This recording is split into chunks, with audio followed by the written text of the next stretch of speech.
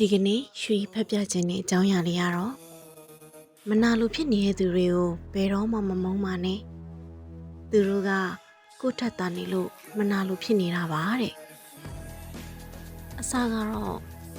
ကိုထင်တာမှားမြန်မနေမလားပေါ့ရေးထားတဲ့စလုံးကမြန်လွဲမြန်လွဲနေသလားပေါ့အခုတော့အမှန်ပါပဲကိုထင်တာကလူတစ်ယောက်တိုးတက်လာရင်မနာလိုဖြစ်ကြတယ်လို့သိခဲ့တာပါအခုတော့အချို့လူတွေကသူတို့ကောင်းမွန်တဲ့အခြေအနေကိုရောက်နေပြီးအခြားသူတွေ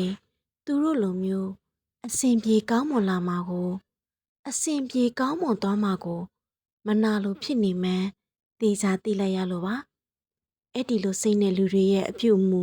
အပြောအဆိုတွေကစီးမရှိပေါက်မရှိ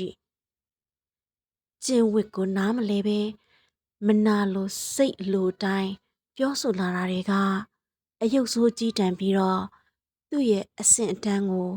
အောက်တန်းကျစေပါတယ်။အဲ့ဒီလိုလူတွေနဲ့တွေ့လာတဲ့အခါမှာကိုကအတက်နိုင်ဆုံး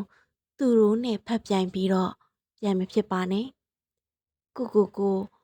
အာကုသူအတွေ့တွေကူးဆက်စေပြီးကိုယ့်ရဲ့စိတ်ဓာတ်ကိုပါအောက်တန်းကျပါစေလိမ့်မယ်တဲ့ရှင်။